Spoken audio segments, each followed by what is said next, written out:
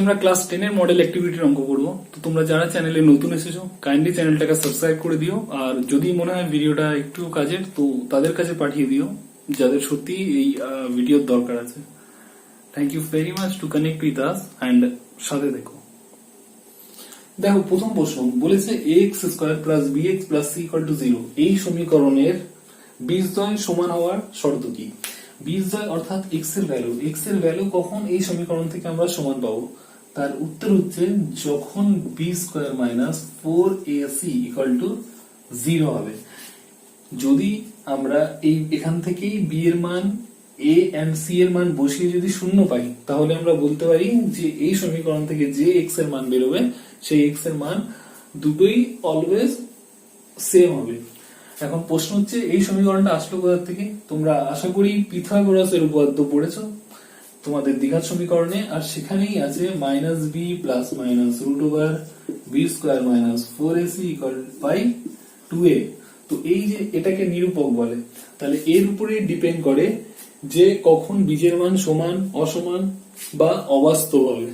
তো তোমরা আপাতত এই প্রশ্নের জন্য মনে রেখো বি স্কোয়ার মাইনাস 4ac যখন 0 হবে তাহলেই আমরা বলতে পারি যে বীজদ্বয় সমান হবে। দ্বিতীয় অঙ্ক দেখো কি বলেছে, বলেছে ও কেন্দ্রীয় একটা যদি বৃত্ত হয় আর বৃত্তের ও এ ব্যাসার্ধ 10 সেমি হয় এন্ড জ্যা এবি যদি 12 সেন্টিমিটার হয় তাহলে আমাদেরকে ওসি দূরত্ব বার করতে হবে। অর্থাৎ এই কেন্দ্র থেকে এই জ্যা এর উপরে যে লম্ব টানা হয়েছে তার ডিসটেন্সটা কত। এখন দেখো এই যে ত্রিভুজ যে তৈরি হয়েছে এটাকে যদি আমি কেটে বাইরে বার করি দেখবে তুমি এটা অনেকটা সমকোণী ত্রিভুজের মতো দেখতে, অনেকটা মানে এটা সমকোণী ত্রিভুজ। যখনই কোনো রেখার উপরে কোনো রেখার লম্ব হয় তো এখানে কত ডিগ্রি কোণ তৈরি হয়? 90 ডিগ্রি। আর তখনই আমরা এটাকে কি বলি? সমকোণী ত্রিভুজ। তো সমকোণী ত্রিভুজের তিনটে যদি বাহু থাকে অতিভুজ, ভূমি আর লম্ব, তো সেটা বার করার ফর্মুলা আছে অতিভুজ স্কয়ার সমান সমান লম্ব স্কয়ার প্লাস ভূমি স্কয়ার। এখন প্রশ্ন হচ্ছে আমরা লম্বটা জানি না, এক্স্যাক্টলি তাই। তাহলে আমরা কি জানি? আমরা দেখো 10 সেমি যেটা অতিভুজ সেটা জানি, তাহলে অতিভুজের জায়গায় অতিভুজের ভ্যালু বসিয়ে দাও। লম্ব মিন্স আমাদেরকে, তাহলে আমরা এখানে লম্ব না লিখে আমি এই বিন্দুর নাম সি দিয়েছি, তাহলে ওসি। ওসি দৈর্ঘ্য আমি জানি না তাই ওসি স্কয়ার লিখলাম। আচ্ছা ভূমি মিন্স এসি। দেখো এবি সমান সমান যদি 12 হয় তাহলে এসি কত হবে? 12 কে 2 দিয়ে ডিভাইড করো তাহলে কত হয়? 6 সেমি।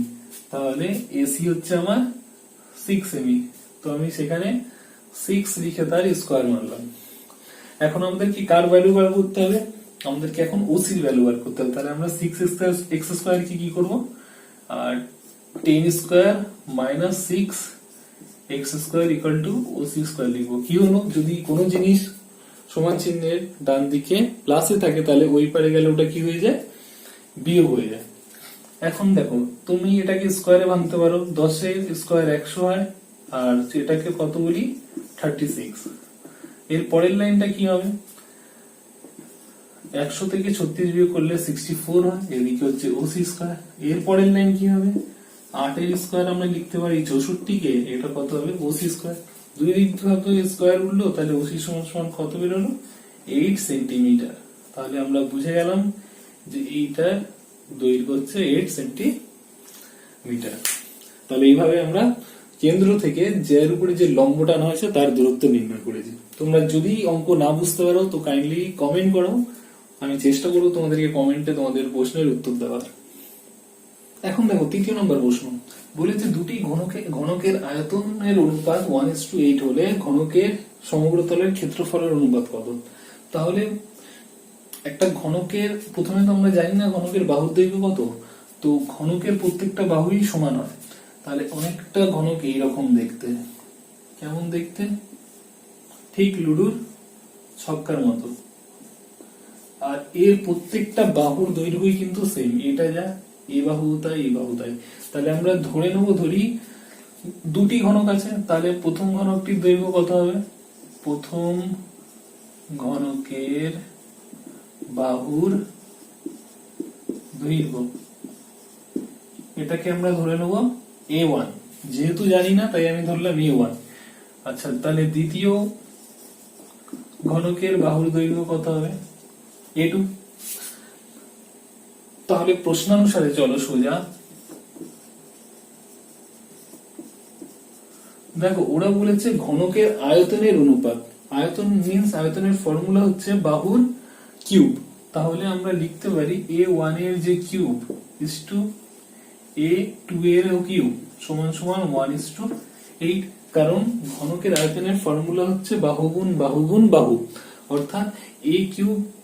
তাহলে এটা হচ্ছে প্রথম ঘনকের আয়তন, a2 এর কিউব এটা হচ্ছে দ্বিতীয় ঘনকের আয়তন, আর এদের দুজনের অনুপাত আমার মতে এটা, কিন্তু বইয়ের মতে কি বলেছে 1:8। তাই আমার মতের সাথে বইয়ের মতকে আমরা কি করলাম, ইকুয়াল টু করলাম। আচ্ছা, এখান থেকে আমরা লিখতে পারি a1 বাই a2। তোমরা জানো s2 মানে ডিভাইড, আর পুরোটাকে নিয়ে আমি কি করে দিলাম, হোল কিউব। এক্স্যাক্টলি এখানেও তাই করলাম, আমি 1 বাই 8 কে 2 লিখলাম আর তার পুরোটাকে কি করে দিলাম, কিউব। যদি তোমরা ভালো করে দেখো, দেখো 1 কে 3 বার গুণ করলে কি হয়, 1ই হয়। আচ্ছা, 2 কে যদি 3 দিয়ে গুণ করি, 2 গুণ 3 নয়, কিন্তু 2 কে 3 বার গুণ করা, অর্থাৎ 2 গুণ 2 গুণ 2, তাহলে কত হয়, 8। তাহলে যদি তোমরা এইটাকে ভাঙো, দেখবে তোমরা এখান থেকে আবার এই লাইনেই ফিরে যাচ্ছ। তাহলে আমরা এইটাকে এইভাবে লিখতে পারি। আচ্ছা, যদি মনে মনে এই 3 3 তোমরা কাটো, তাহলে এখান থেকে কি পেলাম, a1 বাই a2 সমান সমান 1/2। তো এই ইকুয়েশনটা তুমি মনে রাখবে, নাম আমি 1 নং দিলাম। এখন আমি পুরোটা মুছে দিচ্ছি, তোমরা এত দূর টুকে নাও। দেখো, আমাদেরকে কি বার করতে হবে এখন, সমগ্র তলের ক্ষেত্রফলের অনুপাত। তাহলে আমরা কি লিখলাম, 6a a1 এর স্কয়ার ইজ টু 6a2 এর স্কয়ার। ঘনকের সমগ্র তলের ক্ষেত্রফলের ফর্মুলা হচ্ছে 6 ইন্টু বাহু, আর ঘনক ক্ষেত্র এটা তো হচ্ছে সমগ্র তলের ক্ষেত্রফলের ফর্মুলা, সমগ্র তলের ক্ষেত্রফল। আর আয়তনের ফর্মুলা কি হচ্ছে ঘনকের, বাহু গুণ বাহু গুণ বাহু, যেটাকে আমরা a কিউব লিখতে পারি। যেহেতু আমরা সমগ্র তলের ক্ষেত্রফলের অনুপাত বার করছি, তাই আমরা কি লিখলাম, 6a।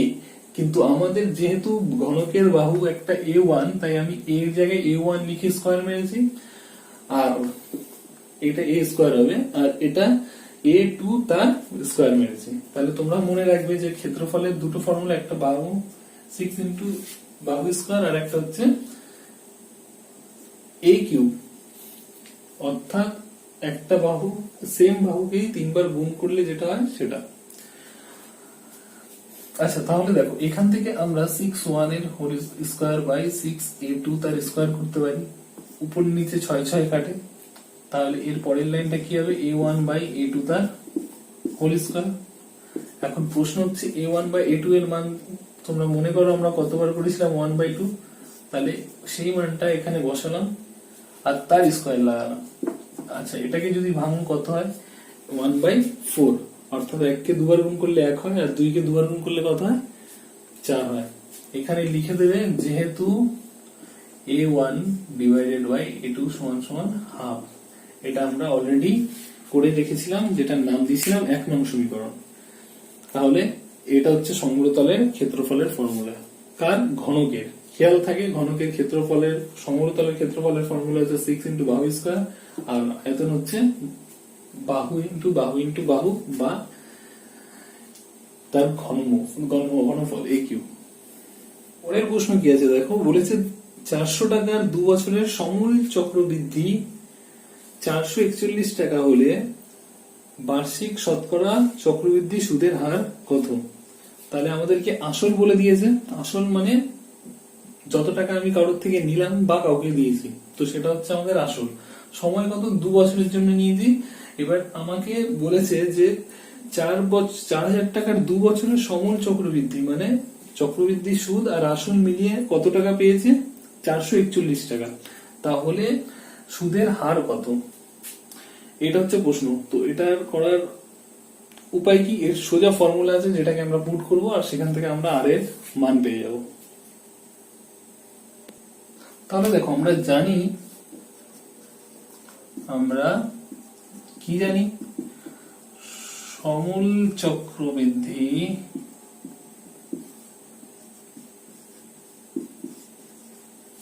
চক্রবৃদ্ধি সমান সমান এটাকে তোমরা চক্রবৃদ্ধি সুদ আসলও বলতে পারো।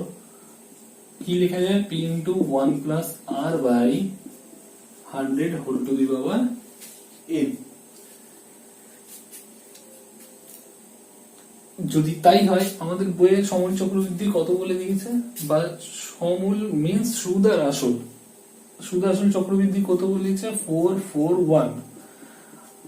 আর আমরা ইন্ডিভিজুয়ালি কি কি জানি, আমরা p মানে জানি কত 400, r মানে কত জানি জানি না, n কত জানি 2।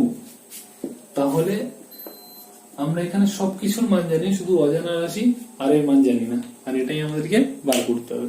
ভালো করে অঙ্কটা বুঝো। ওরা বলেছে আসল যদি 400 হয়, সময় যদি 2 হয়, আর তুমি 2 বছর পরে কত টাকা পাচ্ছ, সমূল চক্রবৃদ্ধি হারে 441 টাকা পাচ্ছ। তাহলে প্রশ্ন হচ্ছে এই আর এর মান কত। তাহলে সমূল চক্রবৃদ্ধি বা সুদ আসল চক্রবৃদ্ধির ফর্মুলা হচ্ছে p into 1 plus r by 100 whole to the power n। তো সেখানে আমরা যার যার মান জানি সেগুলোকে বসিয়ে দিলাম। এখন আমরা এখান থেকে আর এর ভ্যালু নির্ণয় করব। তো আর এর ভ্যালু বার করার সব থেকে সহজ উপায় কি, এই 400 এই পুরো ব্র্যাকেটের পার্টের সাথে ইনটুতে আছে, তাহলে একে ওদিক নিয়ে ডিভাইড করো। তাহলে 441 divided by 400 equal to 1 plus r by 100 তার হোল স্কয়ার। তাহলে তোমরা এতটা লিখে নাও। এরপরে দেখো 21 কে যদি স্কয়ার করো তাহলে 441 পাই, অর্থাৎ 21 কে দুবার যদি গুণ করো দেখবে তোমরা কত পাচ্ছ, 441। আর 20 কে দুবার গুণ করলে কত হয়, 400। তাহলে আমরা লিখতে পারি এটা কিভাবে, 21 plus R 21 by 20 R whole square, আর এদিকে যা ছিল এক্স্যাক্টলি তাই। এখন দুই দিক থেকে যদি স্কয়ার স্কয়ার আমরা কেটে দিই, তাহলে এখান থেকে আমরা কি করতে পারি, 21 বাই 20। দেখো এই 1 তাহলে ওদিকে কি হয়ে যাবে, লেফট হ্যান্ড সাইডে গিয়ে বিয়োগ হয়ে যাবে, আর এদিকে কত করে থাকলো, r বাই 100। এখন এখানে আমরা কি করব, এর নিচে ধরো 1, তাহলে 20 আর 1 এর লসাগু কত হয়, 20। এবার 20 দিয়ে 20 কে ভাগ করলে 1, 1 কে 21 দিয়ে গুণ করলে 21, মানে ভগ্নাংশের লসাগু এটা করছি আমরা। 1 কে 20 দিয়ে ভাগ করলে 20, 20 ইন্টু 20, এদিকে r বাই 100। তাহলে এর পরের লাইন কি হবে, 20 থেকে 21 থেকে 20 গেলে কত থাকে, 1, নিচে হচ্ছে 20 r বাই 100। নিচে নিচে কাটো, 20 কে 20, 5 20 100। তাহলে এই 5 কে ওদিক পাঠিয়ে দাও, তাহলে 5 ইজ ইকুয়াল টু, মানে 5 ওদিক গিয়ে 1 এর সাথে গুণ হলো, অর্থাৎ r এর মান কত পেলাম আমরা, 5। অর্থাৎ কত পার্সেন্ট হারে সুদ দিলে সমূল চক্রবৃদ্ধি 441 হবে, যদি আমরা r এর ভ্যালু 5% ধরি। তাহলে পরের অঙ্কটা দেখো, এটা অনুপাতের অঙ্ক, খুবই সহজ অঙ্ক। বলেছে যদি এরা ক্রমিক সমানুপাতে থাকে তাহলে x আর y এর মান কত। তাহলে ক্রমিক সমানুপাত থাকার অর্থ হলো x is to, অর্থাৎ x বাই 12 সমান সমান 12 বাই y সমান সমান y বাই 27। আমরা এই আকারে লিখতে পারি যদি কোনো সংখ্যা তারা যদি একে অপরের সাথে ক্রমিক সমানুপাতে থাকে। তাহলে কিভাবে মনে রাখবে ক্রমিক সমানুপাত, মানে পরপর দেখো, যার এটা যদি হর হয় পরেরটাই সে লব, তারপরে যে হর হবে সে পরেরটাই লব, এইভাবে প্রথম অনুপাতের যে এন্ডিং থাকবে সে দ্বিতীয় অনুপাতের ফার্স্টে থাকবে। তো এখন প্রশ্ন হচ্ছে যদি এই তিনটে কন্ডিশন হয়, অর্থাৎ প্রত্যেকের সমান, তাহলে আমরা এখান থেকে দুটো জিনিস তো বলতেই পারি, যে একবার বলতে পারি x বাই 12 ইন্টু 12 বাই, আরে বাবা, ইকুয়াল টু 12 বাই y, এই দুটো অনুপাতকে সমান করতে পারি। আবার এখান থেকে আমরা এটা লিখতে পারি 12 by y equal to y by 27। তাহলে দেখো আমরা প্রথমে এই সমীকরণটা ধরি এই অনুপাতের, তাহলে y ইন্টু y, তোমরা y স্কয়ারও লিখতে পারো, আমরা কোনাকুনি গুণ করছি, এটা 27 ইন্টু 12, তাহলে y এর স্কয়ার। দেখো আমরা যদি এটাকে পুরোটা ভাঙি তাহলে কত হয়, 3 গুণ 3 গুণ 3, 27 কে 3 টুকরো করলাম, 12 কে কি লিখবো, 3 গুণ 2 গুণ 2। তার মানে এখান থেকে আমি এটা তো বলতেই পারি 3, দেখো কটা আছে, দুটো, মানে 3 এর স্কয়ার আর 2 এর স্কয়ার, আর এদিকে কত আছে, y স্কয়ার।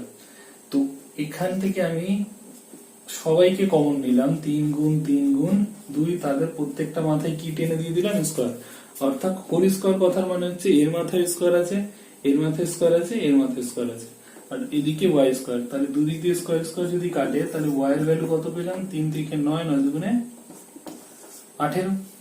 তাহলে দেখো আমরা এই দুটো অনুপাত থেকে কার মান পেয়ে গেলাম, ওয়াই। তাহলে একটা অ্যান্সার আমরা পেয়ে গেলাম, ওয়াই ইকুয়াল টু 18। এখন এই ভ্যালুটাই আমরা এখানে পুট করে এক্স এর মান বার করবো। তাহলে আগে কোনাকুনি গুণ করো। এখন আমি এই ওয়াই কে এদিক নিয়ে ডিভাইড করছি, ওয়াই কে অবশ্যই এদিকে রাখলেই ভালো হতো। তাহলে 18 আর এদিকে 12 গুণ 12। এবার 6 দিয়ে কাটো, 3 6 18, 6 দুগুণে 12, আর এটা 3 4 12, অর্থাৎ 4 দুগুণে 8। তাহলে এক্স এর ভ্যালু কত পেলাম, এক্স এর ভ্যালু 8 আর ওয়াই এর ভ্যালু হচ্ছে 18। একদমই সহজ অঙ্ক। 6 অঙ্কটা দেখো, এটাও খুবই অঙ্ক ইজি। বলেছে ও কেন্দ্রীয় বৃত্তের একটি ব্যাস, ও কেন্দ্রীয় বৃত্তের একটি বৃত্ত আছে যার এবি হচ্ছে ব্যাস। আচ্ছা, ওরা বলেছে বৃত্তের উপরে সি যে কোনো একটা বিন্দু, আমরা কি করলাম, সি এর থেকে এ আর সি এর থেকে বি জুড়ে দিলাম, আর ও থেকে এসি টাকে জুড়ে দিলাম। তোমরা যদি খুব ভালো করে লক্ষ্য করো, আর ওরা বলেছে কোণ ওবিসি, ওবিসি কত হচ্ছে 60 ডিগ্রি, অর্থাৎ এই কোণটা হচ্ছে কত 60 ডিগ্রি। এখন দেখো আমরা খুব ভালো করে জানি এইখান থেকে পরিধির উপরে যে কোনো, কেন্দ্র থেকে পরিধির উপরে যে কোনো একটা বিন্দুতে যদি একটা রেখা টানা হয় তাহলে সেটাকে আমরা ব্যাসার্ধ বলি, অর্থাৎ এখানে ওবিও ব্যাসার্ধ, ওসিও ব্যাসার্ধ। তাহলে আমরা বলতে পারি ত্রিভুজ ওবিসি এর